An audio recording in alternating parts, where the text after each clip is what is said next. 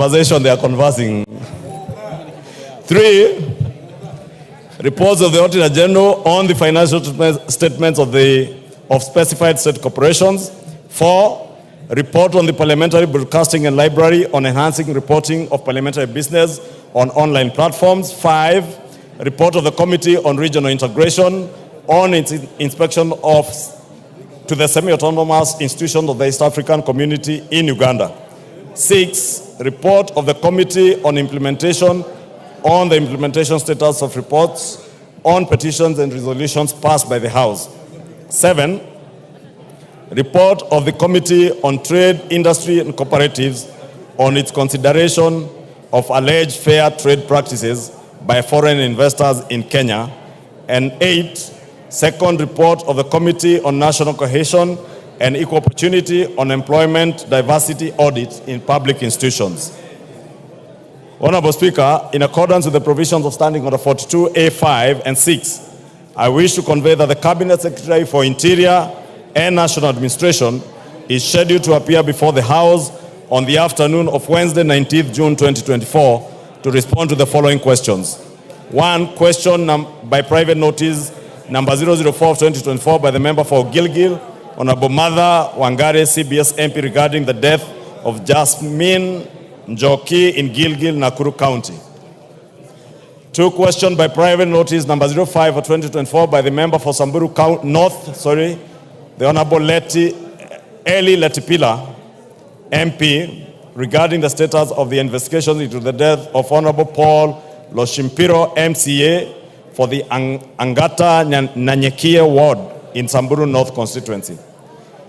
3, question by private notice number 006 of 2024 by the member for Luanda, Honorable CPA Dick Maungu, MP, regarding the sporadic attack which led to the killings of people in Luanda constituency. 4, Honorable Speaker, I think you may have to separate these members from Embu County. I doubt even the Cabinet Secretary will not be heard if these members sit here, Honorable Speaker.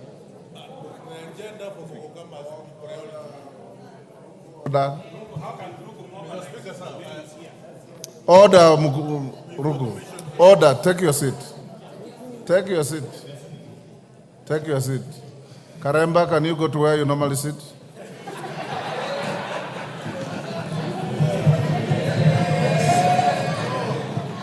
Go retreat where you normally sit. In actual fact, Honorable Speaker, these 3 seats are reserved for members of the Parliamentary Service Commission and the Deputy Speaker. Retreat. And the commissioners have been displaced. Wind up. Wind up.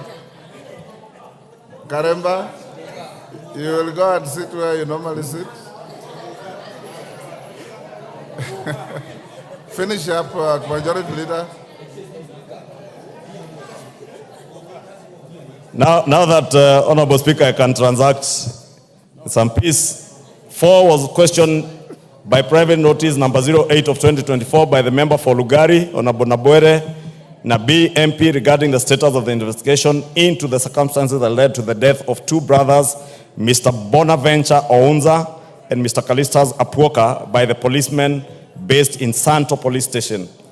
5 is question number 11 of 2024 by the member for Moyale, Honorable Professor Jaldesa Guyo, MP, regarding the status of the investigation into the circumstances surrounding the shooting of Ms. Kabale Galgalo Guyo around Kangemi Mosque compound. 6, questioned by private notice by number 012 of 2024 by the member for Lamu, Honorable Monica Mudhoni, MP, regarding the recurring conflict between herders and farmers in Ungu village of Hindi Ward, Witu and Mkunumbi wards in Lamu County. 7, question number 271 of 2023 by the member for Laisamis, Honorable Joseph Lekuton, MP, regarding birth and death registration offices in Laisamis and Loyangalani sub-counties. 8, question number 02 of 2024 by the member for Matungu, Honorable Oscar Peter Navulindo, MP, regarding the surge in cases of livestock theft in the Western region and in particular Matungu constituency. 9, question number 03 of 2024 by member for Kinango, Honorable Gonzi Rai, MP, regarding the deployment of the contingent of GSU officers to Kazamoyo village in Kwale County. Question number 05 of 2024 by the member for Bahati, Honorable Irene Joki, MP, regarding the replacement of the vehicle with registration plate number GKB340J assigned to the Deputy County Commissioner for Nakuru North Sub-County. Question number 37 of 2024 by the member for Isiolo South, Honorable Tubibidu, MP, regarding the issuance of identification cards to residents of northeastern and bordering regions. Sorry, Honorable Speaker.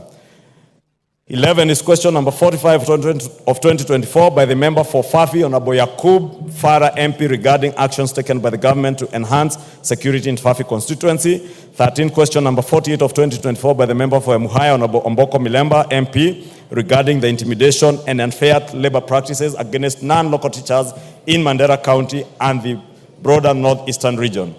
14 is question number 050 of 2024 by the member for Kilome, Honorable Thadia Zambia, MP, regarding the gazettement of Nzai sub-location in Makueni constituency. 15 is question number 123 of 2024 by the member for Yata, Honorable Robert Basil, MP, regarding the omission of Yata sub-county administrative units from Gazette Notice number 1766. Lastly is question number 124 of 2024 by the member for Kiambu, Honorable Mashua Waithaka, MP, regarding delay in issuance of national identification cards within Kiambu constituency. In conclusion, Honorable Speaker, the House Business Committee shall reconvene again on Tuesday, 18th June 2024 to schedule business for the rest of that week. I now wish to lay this statement on the table of the House. Thank you, Honorable Speaker. Honorable Rahab Mukami, you have a statement which I will defer to Tuesday. Hold your horses to Tuesday. I've said I've deferred to Tuesday, so I'll give you an opportunity on Tuesday. Yes, Wangari, what's the point of order? Thank you, Mr. Speaker. It's not usual to comment after the usual statement by the Leader of Majority, but indulge me, Chair, Honorable Speaker, on the issue of private notice questions. They are supposed to have been answered within a week. Some of these issues, like the case of the girl who was killed in Gilgil, it was last year, September 12th, Mr. Speaker. You ask a question on private notice, months later, it is not responded to. What are we going to do as a House to deal with that issue of private member notice questions? Because they are taking too long, we are not getting justice and getting answers at the right time. I think it's an issue that has concerned many members, Mr. Speaker, that maybe you should give guidance to the House. I'll give you guidance next week. Honorable members, order, Honorable Ruku. Order, Honorable Ruku. I have received two statements. One from the women rep from Lamu, denouncing and renouncing Muguka. Another one from you, praising Muguka as a valuable resource mobilizer and crop from your region. Right? The two statements are with me. I'll give you time next week if you want to bring them to the House so that you can present them. But if you want to use a statement you have given to the Speaker to pick it on the floor of the House, I will not allow you. I will not allow you. So I can see the distinguished members from Embu County and lawfully occupying seats that don't belong to you. You can see those are designated seats. And I just hope that you are sitting here innocently with no intention of breaching the standing orders or causing any disaffection in the House.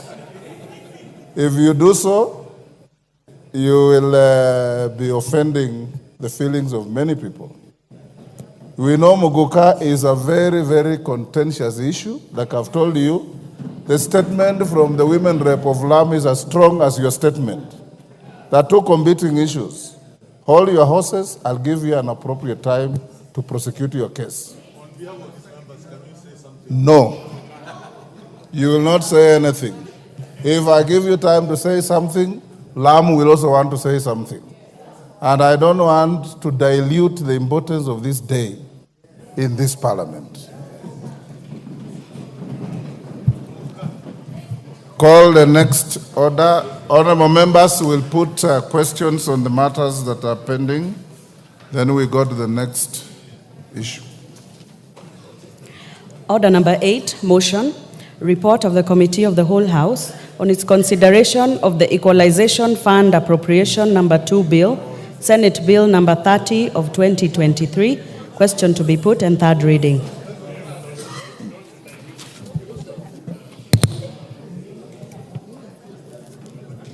Order, honorable members, at order number 8, I now put the question, which is that this House do agree with the report of the Committee of the Whole House on its consideration of the Equalization Fund Appropriation number 2 Bill, Senate Bill number 30 of 2023.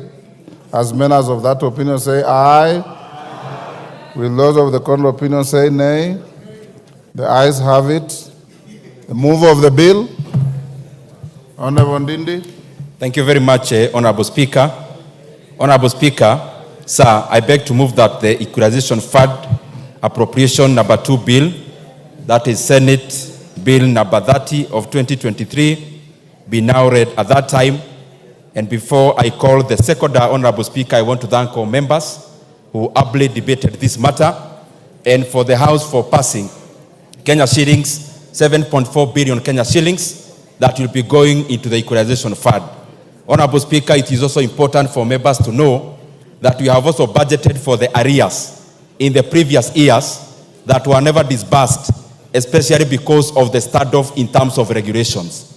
And therefore, we'll be passing over Kenya shillings 7.4 billion to the counties and to the areas that should be boosted.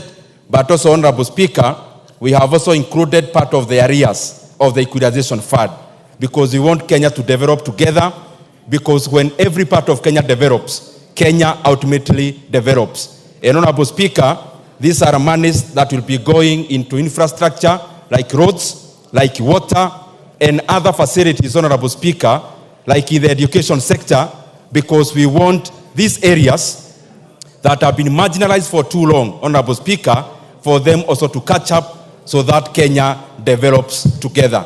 And I want to thank all members, Honorable Speaker, because we have consistently been appropriating monies into the Equalization Fund, and will continue to do so, Honorable Speaker, as it is provided in the Constitution. Thank you. Honorable Speaker, I now request the member for Dadaab, the Honorable Farah Marim, to second. What is out of order? What is out of order, honorable member? You have the mic. Thank you, Speaker. Mr. Speaker, unfortunately for the better part of this year, I've been unwell. I've not been attending sessions. Yesterday, when I was seeing the list of the constituencies that have been allocated the Equalization Fund, unfortunately, Mr. Speaker, Kilifi South was missing. And trying to look at all the other constituencies, I could not understand. Order, Honorable Chonga. Mr. Speaker, I just... Order. Take your seat. Order, Honorable Chonga. The Speaker does not allocate equalization funds. I'm sure you know where to find the answers. Farah Malim, second. Honorable Speaker, while seconding this motion, it's important, Mr. Speaker, we were in this parliament together in the 10th parliament when, under the new constitutional dispensation, something called the Equalization Fund was created. And the idea was that the traditional, historically marginalized areas can be brought up to speed with the rest of the country. More so in light of what we had before, which was called the Sessional Paper number 10 of 1965, which essentially cut off the so-called buffer zones of the North and the former NFD from development. Mr. Speaker, we had 14... Order. Honorable Farah. I just want to second that, but I'm seconding. You are making an important point at the wrong forum. Yes. I just want to make an observation. I've already seconded it. But Those are matters that in line we with have exactly, conversed in yeah, debate and at the second in line meeting. with what the chair has done. The chair has elaborated essentially on why he thinks this should be passed. I am also elaborating on that, but putting a rider in that this now has been watered down to 34 constituent counties. So I support it. And I'm happy that the chair of the committee has done a lot of efforts to make sure this money is disbursed. But how much infrastructural development will 90 million do for Garissa in terms of tarmac roads, in terms of national grid, in terms of all those things? Equalization, the word equalization means bring them up to speed. But having said that, I know that we have a minority here, but I second it. Thank you very much. Thank you. Order. I now propose the question. Honorable Chonga, the allocation of equalization fund is done by the CRA. Then, order, Honorable Farah. We are the ones who drafted the Constitution 2010. The areas that were identified were subsequently expanded by CRA and approved by Parliament. I now propose the question, which is that the Equalization Fund Appropriation Number 2 Bill, Senate Bill Number 30 of 2023, be now read a third time. And I put the question?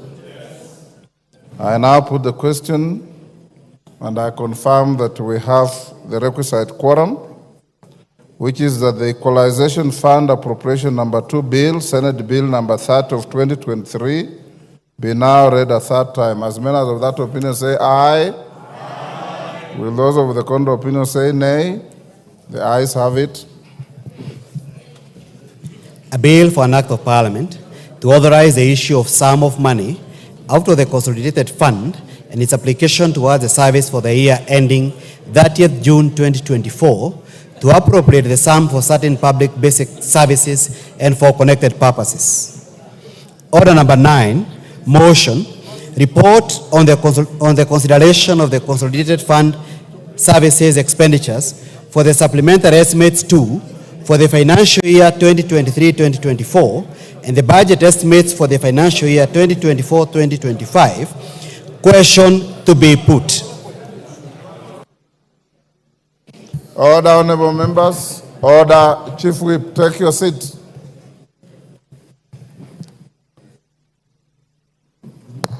Honorable members, I now put the question at order number 9, which is that this House adopts the report of the Public Debt and Privatization Committee on its consideration of the Consolidated Fund Services for the Supplementary Estimates 2 for year 2023-24 and the budget estimates for year 24-25 laid on the table of the House on Tuesday, 4th June 2024. As many as of that opinion say aye. Aye. Will those of the contrary opinion say nay? No. The ayes have it.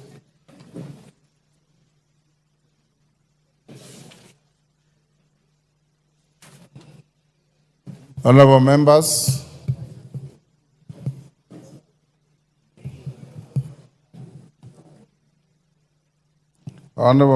pursuant to the provisions of Section 40 of the Public Finance Management Act 2012 and Standing Orders 25A and 244C, I will now interrupt the business of the House to allow the Cabinet Secretary for the National Treasury and Economic Planning to make a public pronouncement on the budget highlights and revenue-raising measures for the national government for the financial year 2024-25 and the medium term.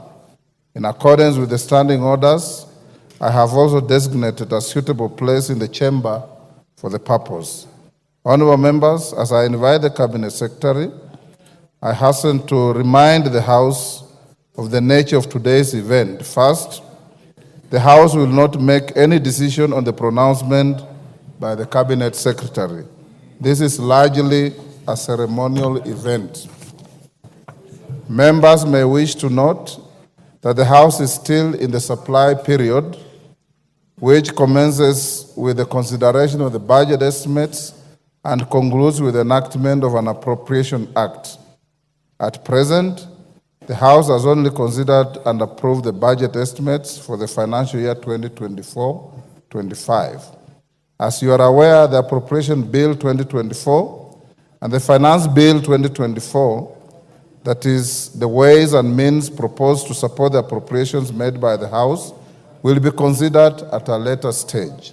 Secondly, Order Kagombe. There was a lot of peace in the House yesterday.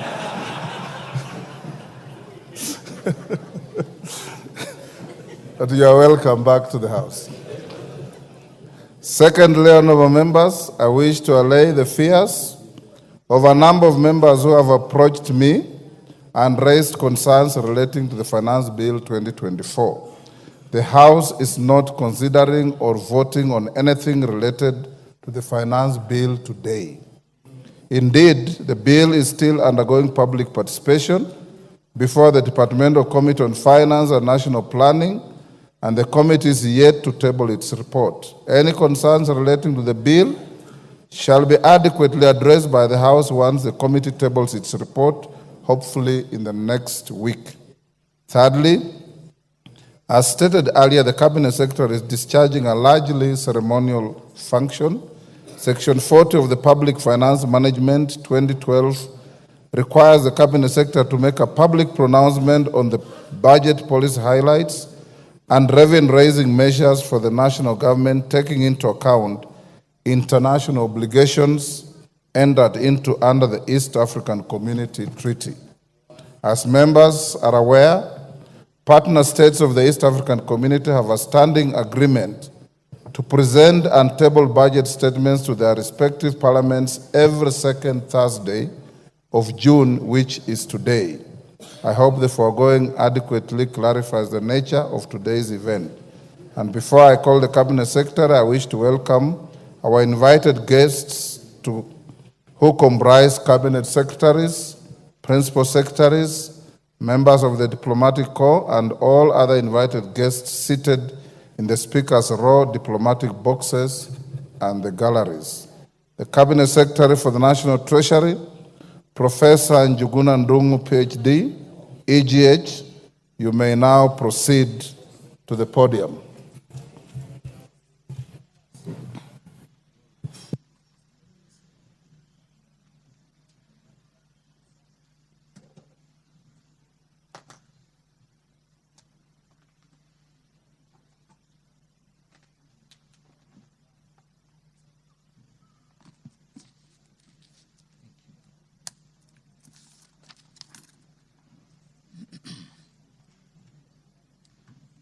Mr. Speaker, it is my honor and privilege to present to honorable members of this august House and the people of Kenya the second budget of the Kenya Kwanza administration under the leadership of His Excellency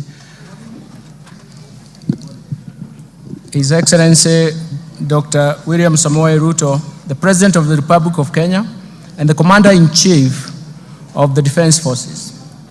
This budget reaffirms the priority policies and strategies for achieving the bottom-up economic transformation agenda that is progressively improving the livelihoods of Kenyans. This statement is presented in the fulfillment of the requirements of Standing Order number 241 of the National Assembly and Section 40 of the Public Finance Management Act 2012 that requires that the Cabinet Secretary for the National Treasury to make a public pronouncement of the budget policy highlights and the revenue-raising measures for the national government. Mr. Speaker, since 2020, our economy has been unwinding from the effects of negative and even persistent global and domestic shocks that have pushed the economy to its lowest activity level.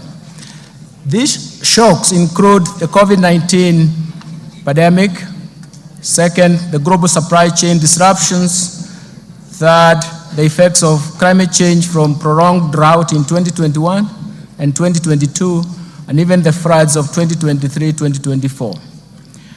And measures to mitigate these negative shocks embarked on structural reforms under the bottom-up economic transformation have been successful in ameliorating these effects. The efforts have reduced the cost of living and created vibrancy in the economy that have shown signs of strong economic recovery.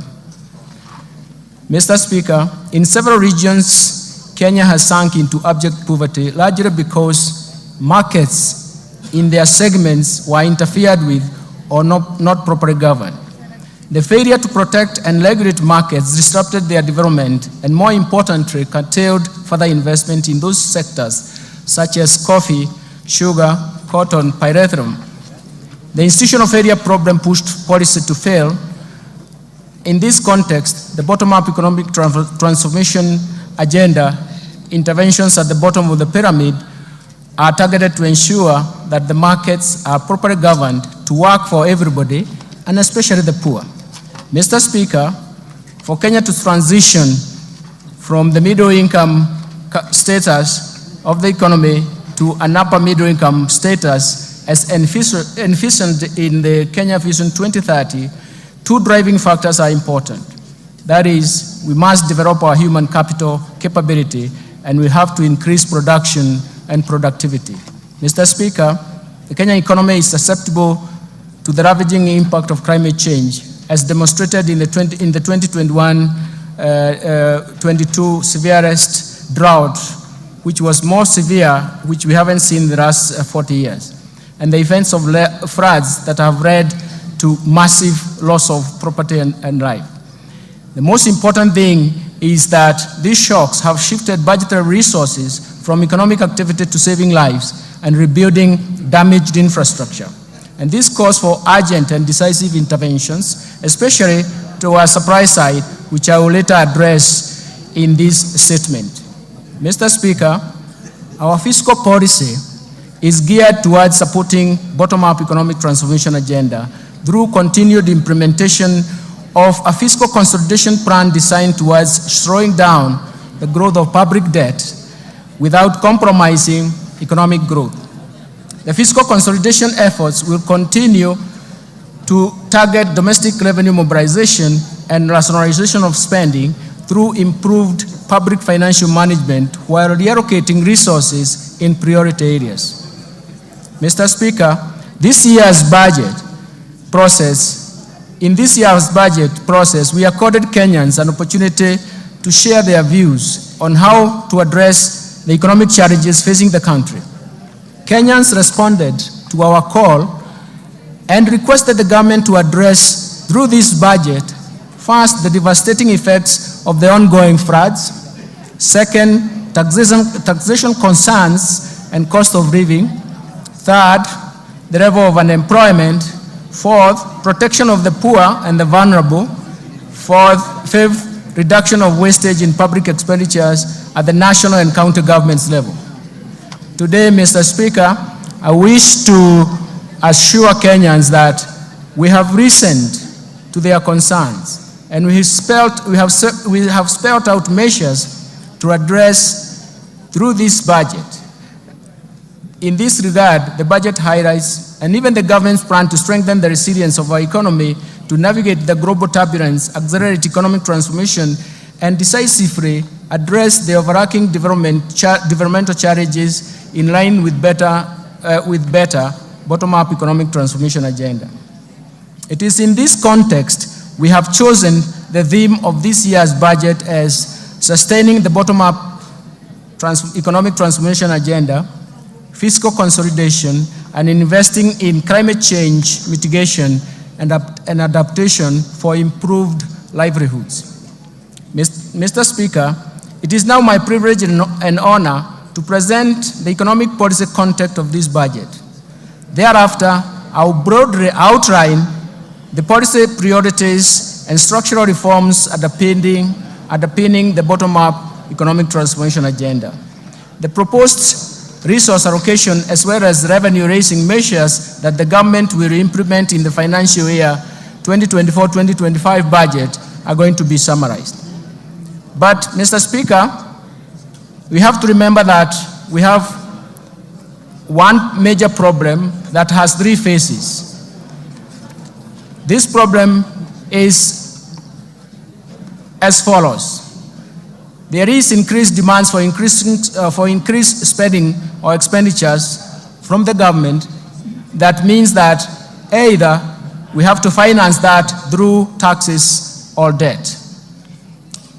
The second dimension of this problem is that there is limitation and even constraints imposed in terms of public debt accumulation and even the debt carrying capacity of the economy. That, and more fundamentally, there are limitations in terms of mobilizing higher tax revenues, something that we have to remember, something that is quite critical from our side. Let me turn now to the economic policy context. Mr. Speaker, the financial year 2024-2025 budget has been developed against a backdrop of improved global economic outlook. The world economy stood at 3.2% in terms of growth in 2023 and is projected to continue at the same pace in 2024. In the domestic economy, Mr. Speaker, the Kenyan economy is now unwinding from layers of negative and persistent shocks. And some of these shocks have actually have been protected and have a structural and permanent effects on the economic activities. Mr. Speaker, through forecast interventions as well as structural reforms, the policies of Kenya Kwanza government have started to yield some positive results. Economic recovery is evident, with a GDP growth of 5.6% in 2023, up from 4.9% in 2022. This is above the global average and also above the average of sub-Saharan African region. The domestic growth in 2023 was mainly supported by a rebound in agricultural activities given the improved weather conditions and subsidized inputs for farmers.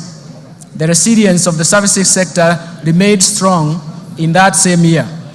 So the overall inflation also declined to its target level at 5%, and in April 2024, from a peak of 9.6% in October 2022.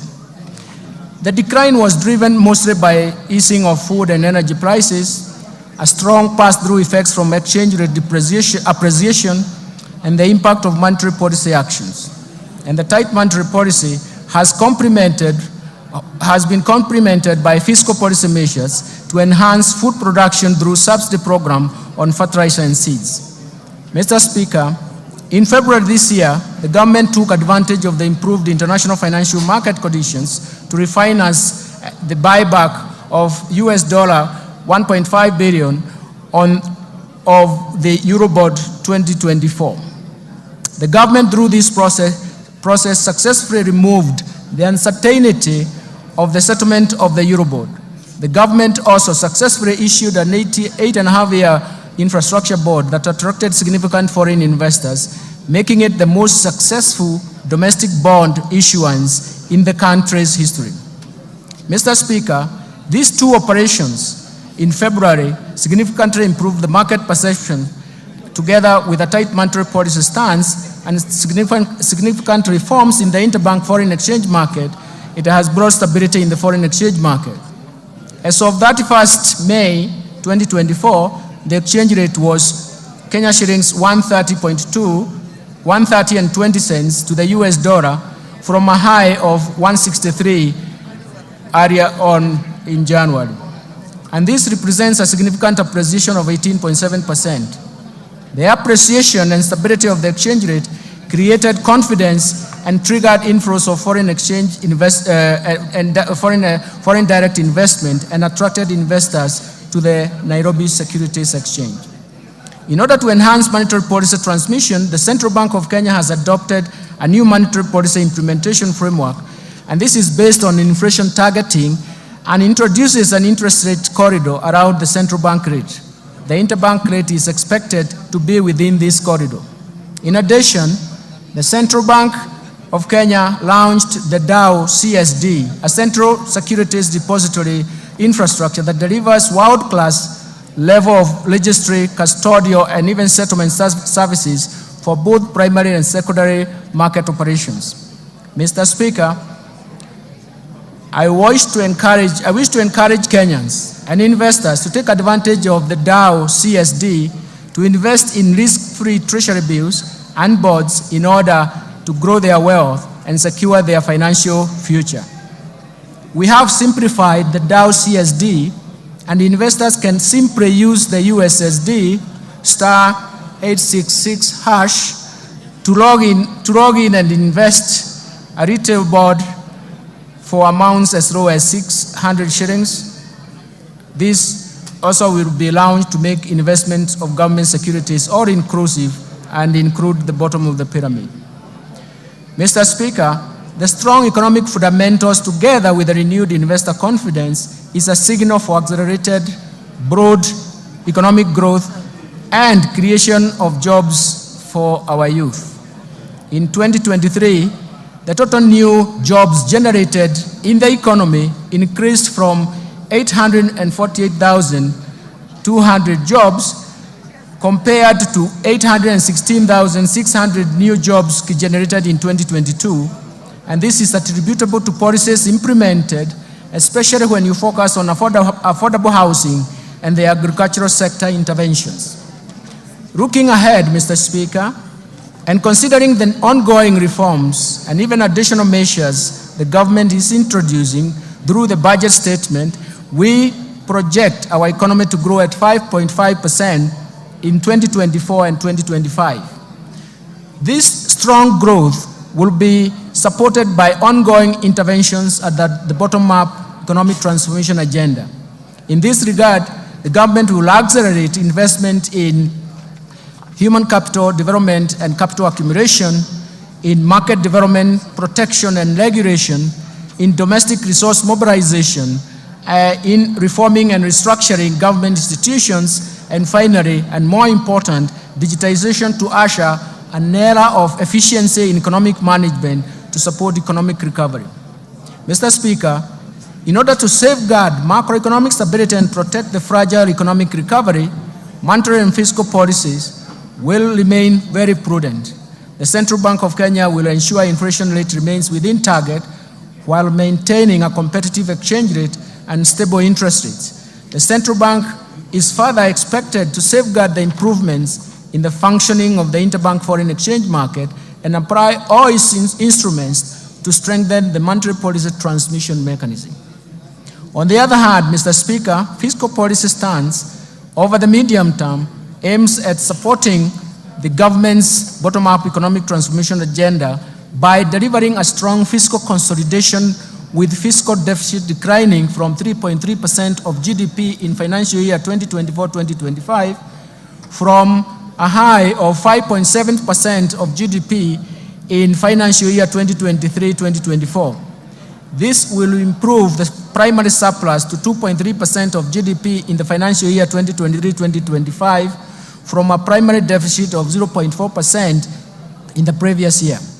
I will later in this statement elaborate on policy measures to deliver the strong fiscal consolidation.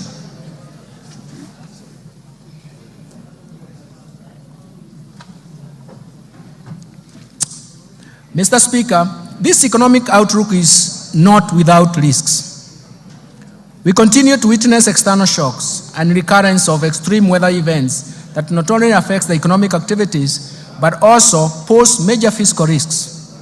The government will take appropriate interventions to cushion the economy from these risks. Mr. Speaker, let me now expound on the policy priorities of the government to promote economic transformation and improve livelihoods for Kenyans.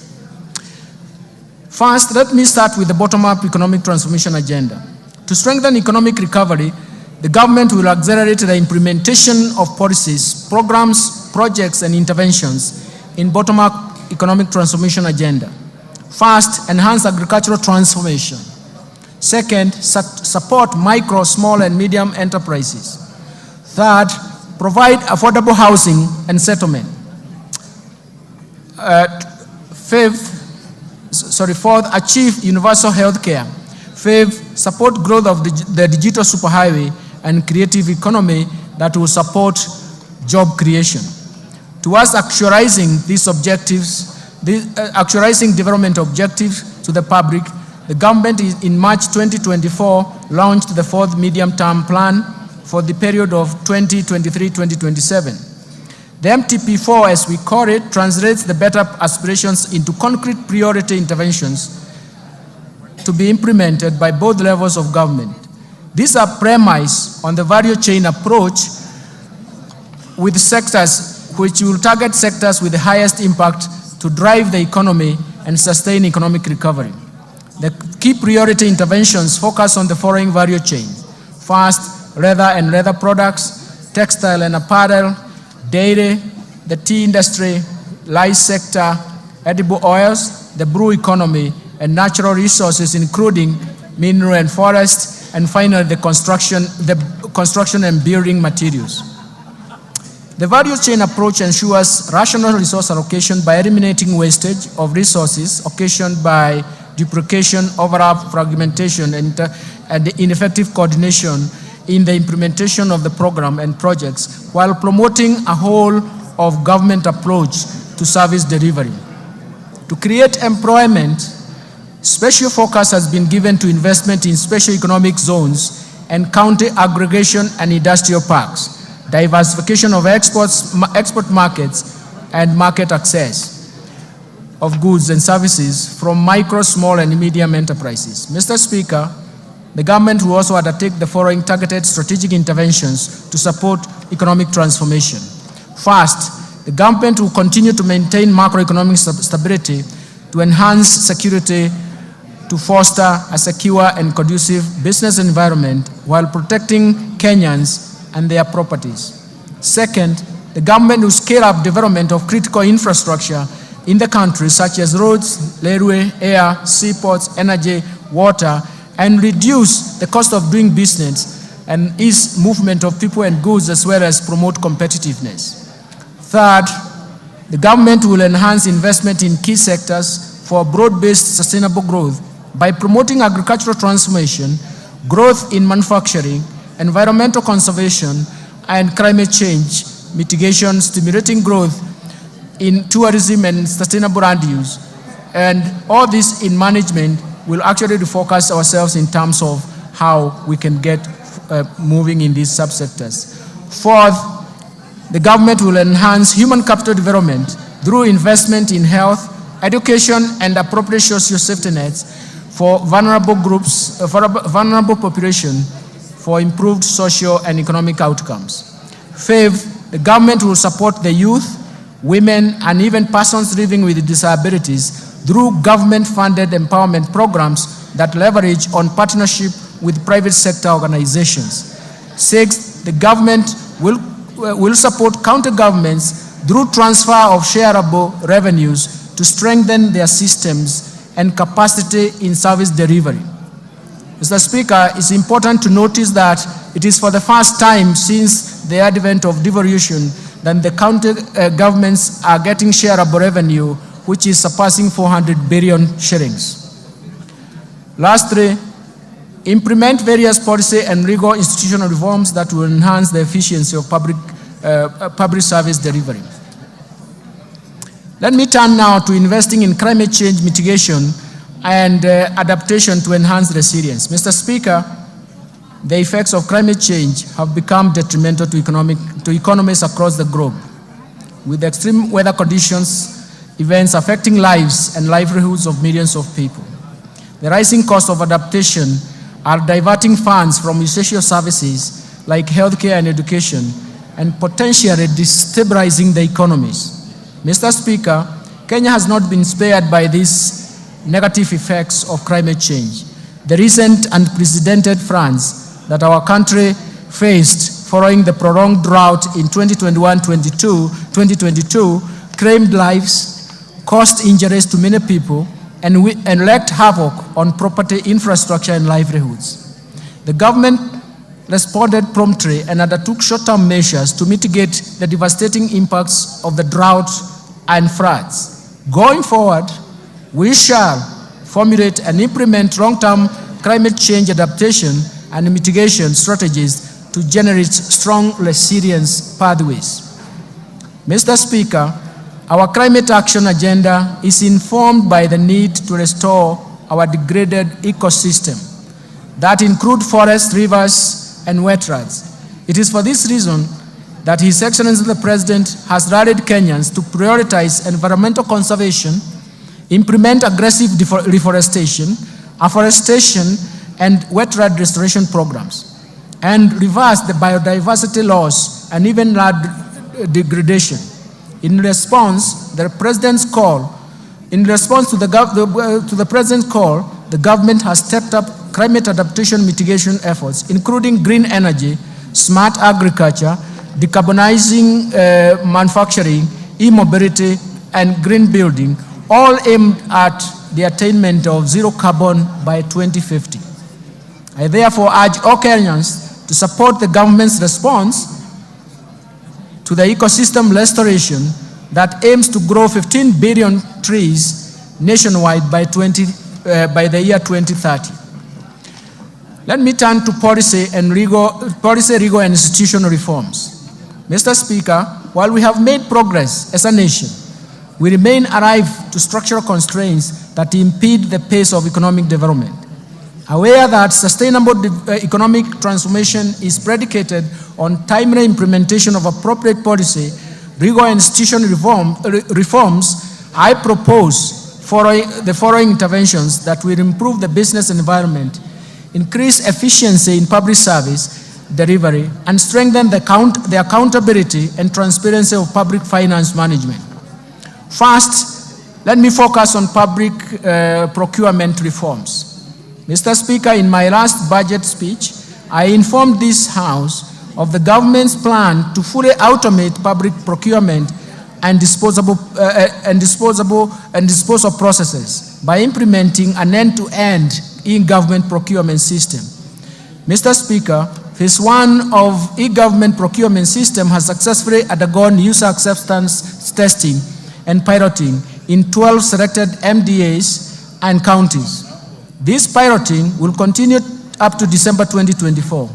The system comprises, among others, an e-marketplace, electronic marketplace, for the common user items where prices for various outlets are feasible, allowing intense competition in procurement of these common user items. Once the e-government procurement system is rolled out, all MDAs and executive offices of county governments will be required to fully transition to the system, while state agencies and corporations, county assemblies, and even county agencies will be onboarded in the second phase within the 2024-2025 fiscal year. The system will reduce cost of goods, works, and even services between 10 and 15%, maximize value for money, and increase the transparency of procurement. Second, let me turn to restraining growth of public sector wage bill. Mr. Speaker, the public sector wage bill continues to rise, leaving few resources for development. Public sector wage bill stood at 38.2% of the ratio as a ratio of total revenue in 2021. To contain the wage bill, the government implemented a wage freeze in the financial years 2021-22, 2022-23, in addition to eliminating and streamlining the number of allowances. Further actions planned in relation to containing the wage bill include: first, all MDAs and county governments should review and rationalize their staff establishment to ensure affordability, fiscal sustainability with the right composition and skill sets.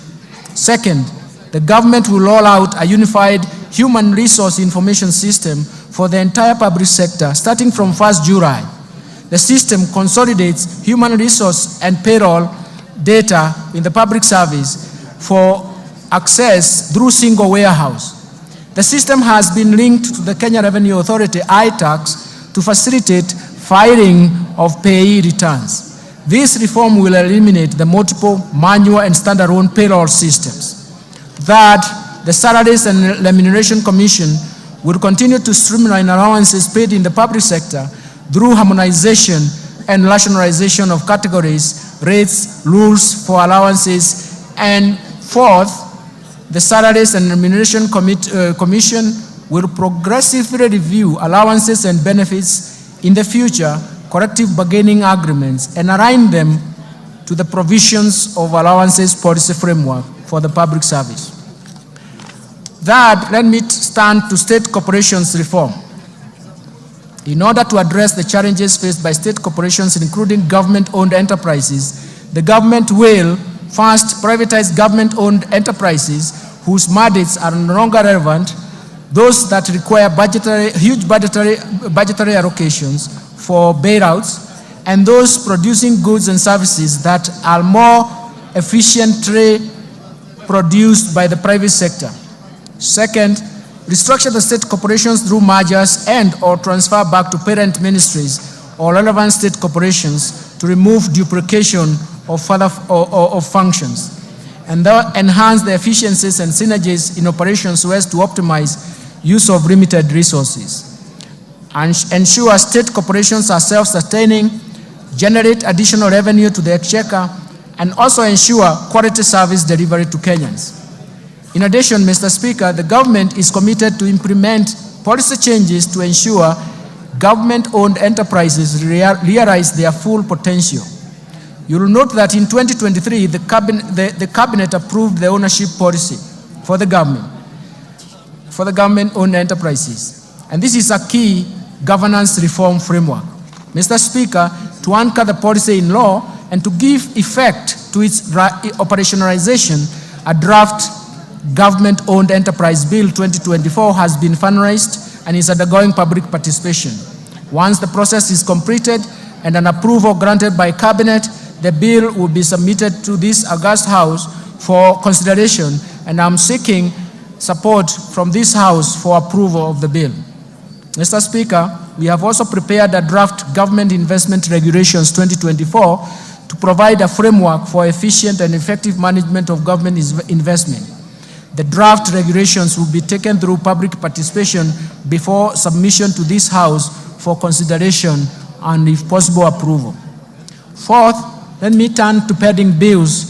Mr. Speaker, in the last budget statement, I informed this House that the government plans to establish a pending bills verification committee to carry out a thorough analysis of all stock of pending bills for the period 1st July 2005 to 30th June 2022, and formulate measures to stop accumulation of pending bills going forward.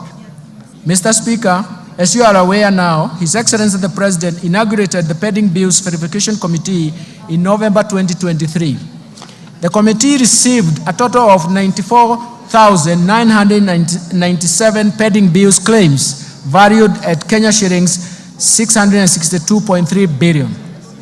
Analysis of the pending bill claims submitted by MDAs is ongoing.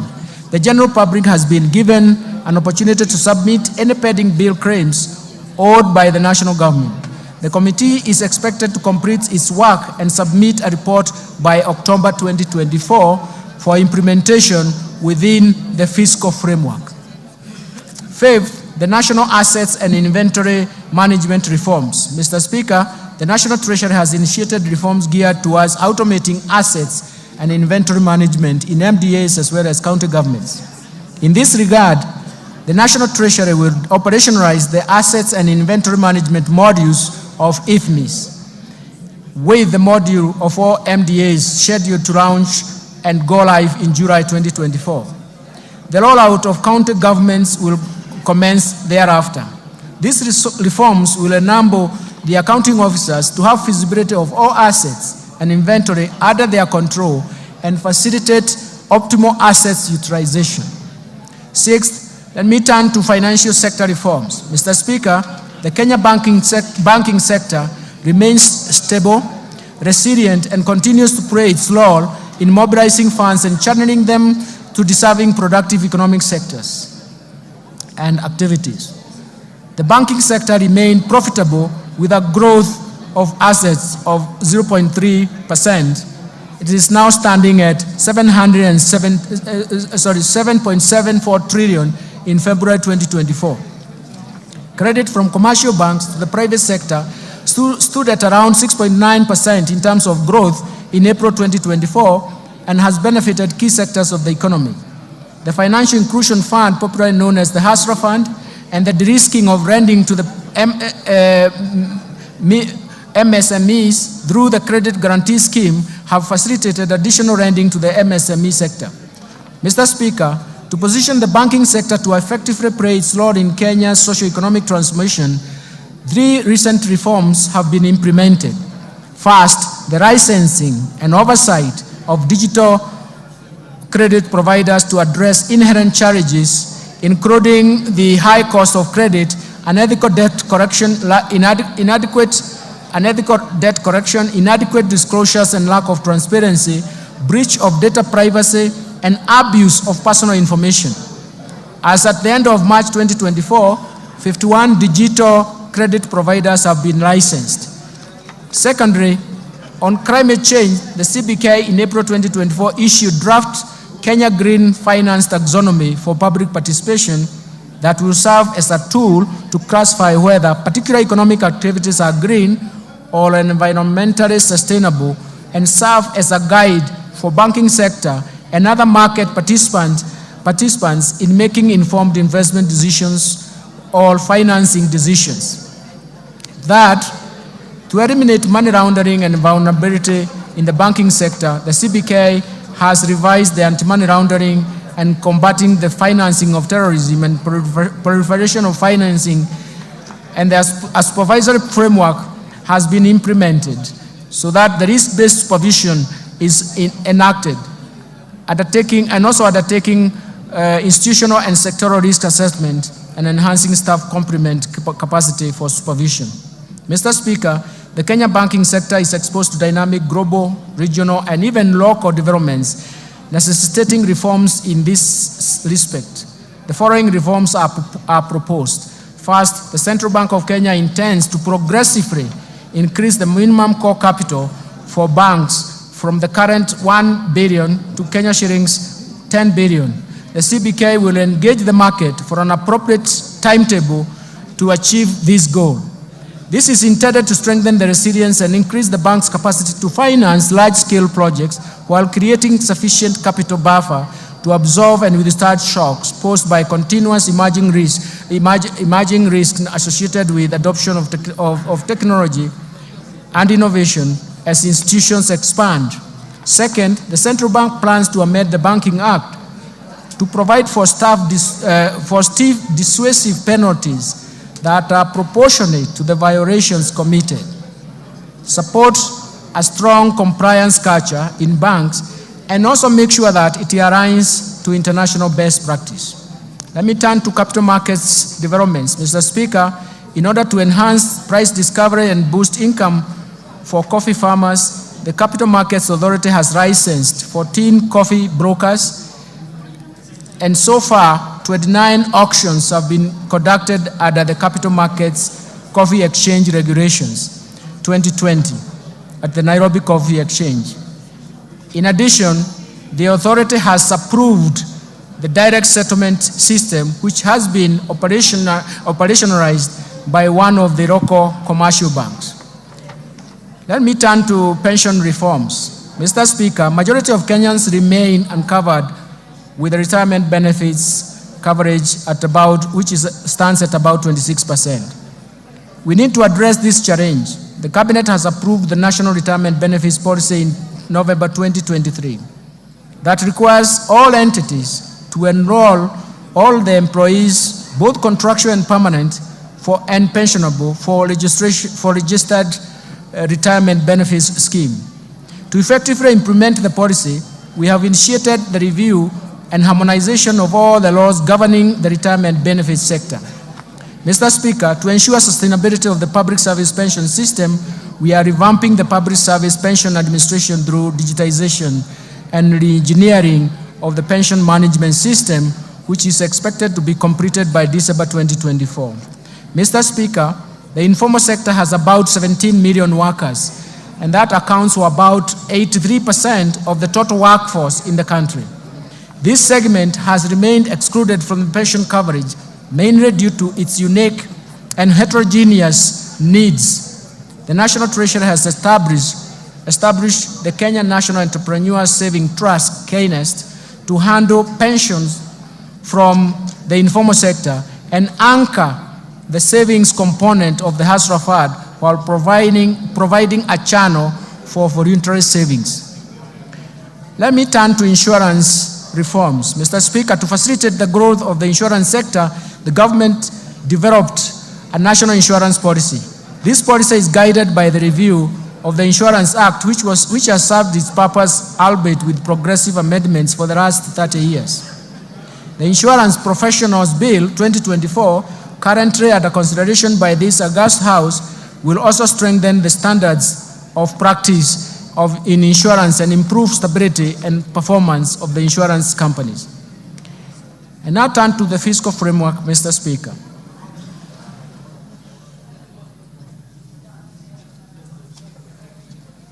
Mr. Speaker, the government's fiscal policy is to enhance fiscal consolidation efforts to reduce debt vulnerabilities and rebuild fiscal buffers amid significant global and even domestic challenges. These external and domestic shocks that Kenya has experienced serve as a reminder of the importance of fiscal buffers. Mr. Speaker, the focus of our fiscal policy thus remains to reduce the deficit from 5.7% of GDP in the current financial year to 3.3% in the financial year 2024-2025. We're going to do this through various means. First, domestic resource mobilization. Mr. Speaker, implementation of government's plan for rapid and inclusive socio-economic transformation largely depends on robust revenue growth rate. Indeed, despite significant government investment in reforming the tax structure, the tax to GDP is estimated at 11.5% of GDP as of 2022-2023, against an estimated potential of 25% of GDP. And this is also the convergence criteria in the East African community countries. We therefore urgently need to address the challenges that negatively affects our revenue collection, some of these challenges include: first, there is an existence of hard-to-tax sectors. The economy is dominated by a large informal sector that is mostly outside the current tax instrument, leaving the country to rely on a narrow tax base, and it is time to reverse this trend. Second, proliferation of tax expenditures over the years. Tax expenditures are estimated right now at 2.9% of GDP, if you consider the 2022 data, that it has major erosion to the tax base. Third, low tax compliance, largely attributed to factors such as the technical and complex nature of our tax laws and procedures, taxpayer apathy due to perceived inefficient use of tax revenues, high compliance costs, and inadequate taxpayer education. Fourth, there are difficulties in taxing emerging digital economy. The tax system is not fully equipped to deal with the emerging business models that leverage on the digital technology. Finally, Mr. Speaker, inadequate modern technology equipment for use at every stage or exit border points, misdeclaration and even misclassification of goods, inadequate customs border posts, infiltration of counterfeits, smuggling, and diversion of goods. Mr. Speaker, in order to address these challenges and enhance the revenue mobilization, we shall implement a combination of tax policy and administrative reforms. The reforms are premised on the need to ensure that taxes are more supportive to economic activity. They do not distort the market and have a predictable tax structure. The reforms include: first, implementation of tax policy and administration measures proposed in the Finance Bill 2024. Second, implementation of the medium-term revenue strategy to expand the tax base to 20% of GDP over the medium term. Third,